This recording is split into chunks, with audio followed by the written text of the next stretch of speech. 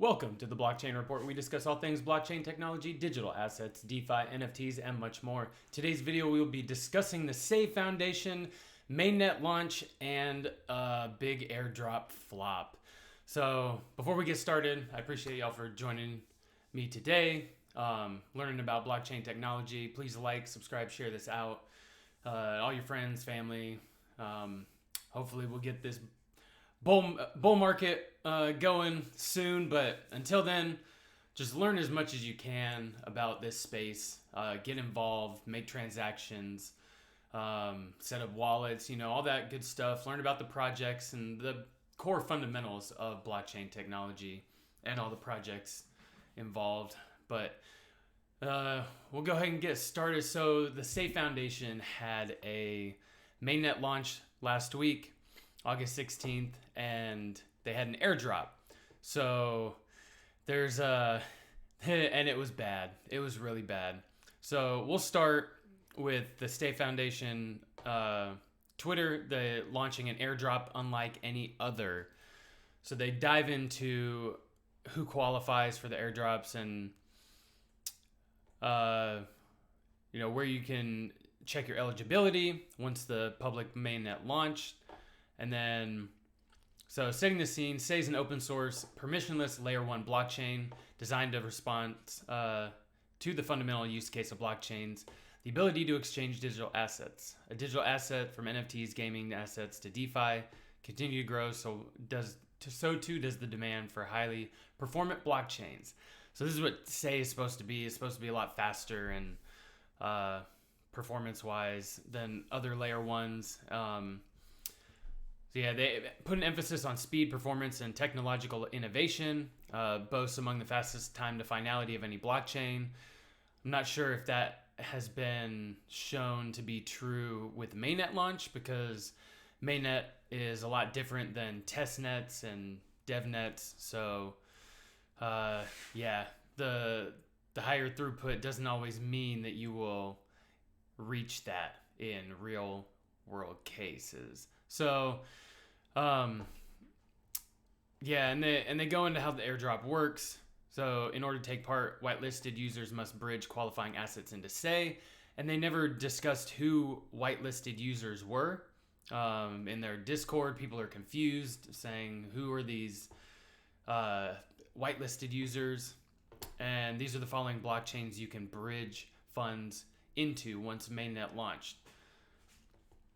Then active users on these chains were likely able to take part, creating a SEI wallet, all that good stuff. And then going to the instructions on the airdrop tab, and I'll show you in here a little bit later. But these are the bridges that you can bridge your assets from, what kind of assets you can bridge, and here's a little bit more FAQ. How many airdrops can you claim? And this is the weird thing, because this shows an airdrop for bridging your tokens, which is different from the airdrop and incentives community members and testers were said to have received.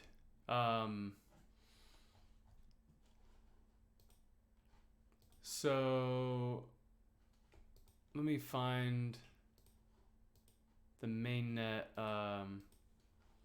launch one. Oh, and this is another weird thing that, so in airdrops, the projects will launch the token or have the airdrop right when they launch the token or prior to launching the token. They don't usually do it after the token launches. At least the ones that I've been a part of, and I've been a part of like 5 or 6.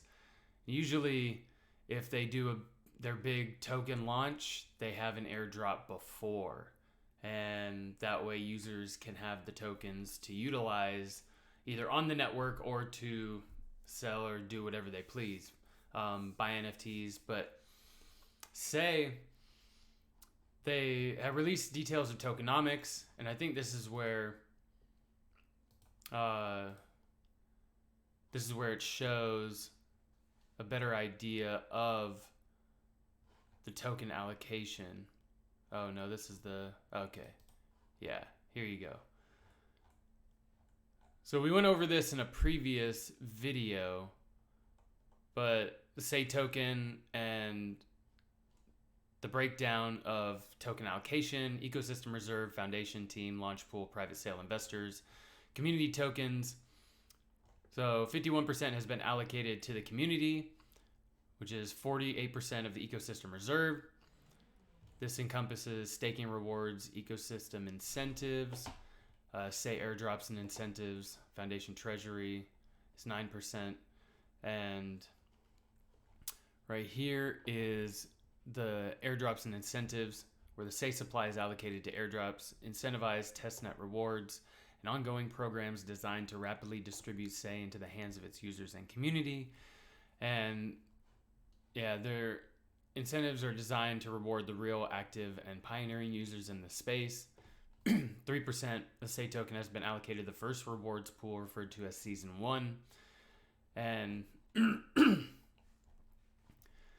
so if you were involved with our previous videos of the SEI Foundation and their testnet missions on Blocked, we did a lot of those, all of them. I think there was like 20 something missions or things around the ecosystem that you would do, and there were games that you play and other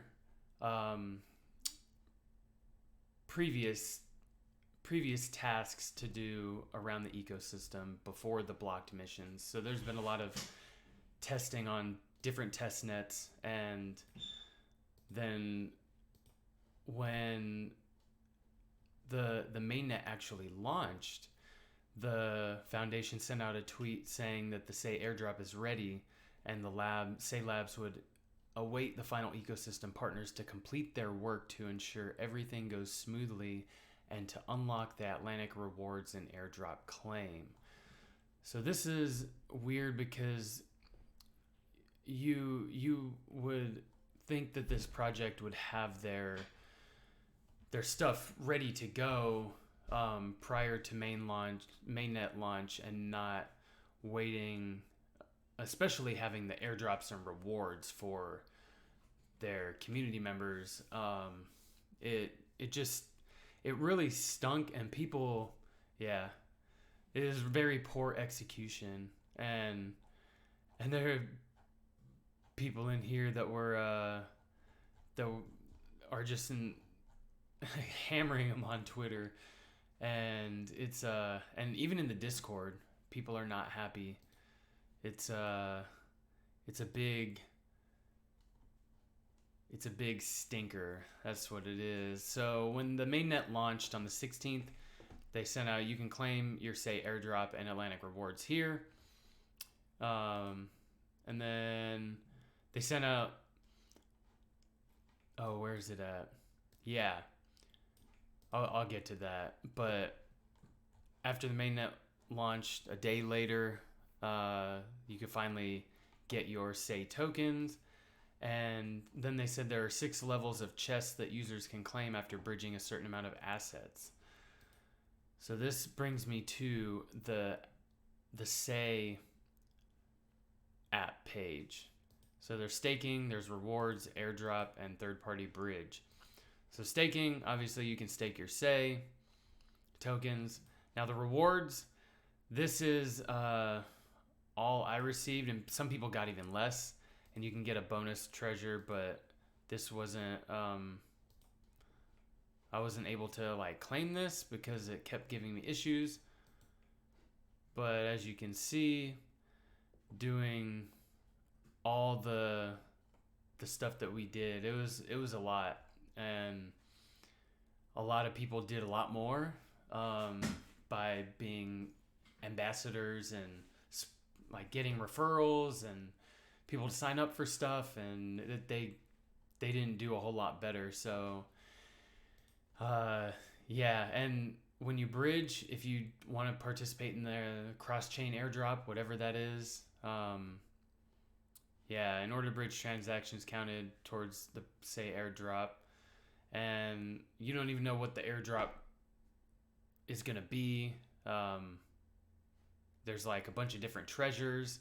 So, yeah, 6 levels of chess that you can claim after bridging a certain amount of assets.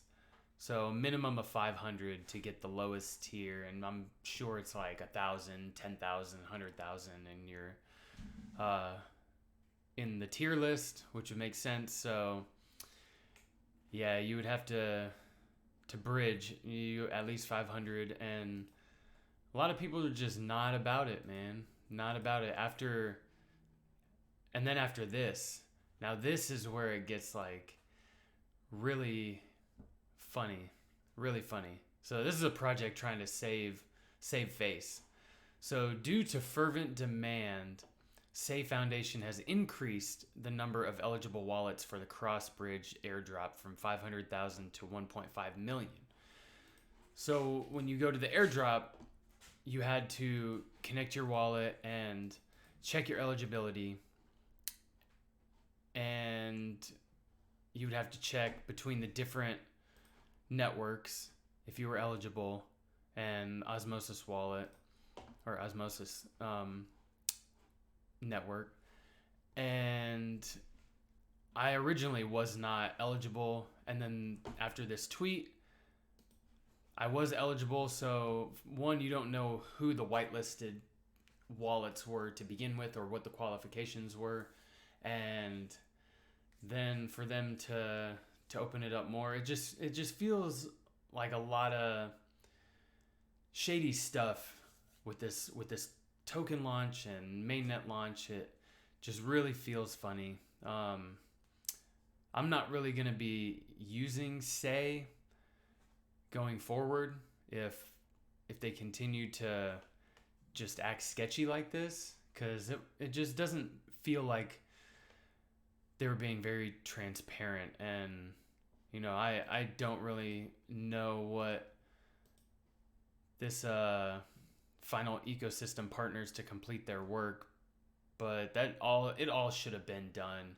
If you have a mainnet launch, you got to have your product ready to go, have your tokens ready to go, airdrop rewards, whatever it is. You can't just wait till the last minute like that. If you do anything, push your mainnet out a few days.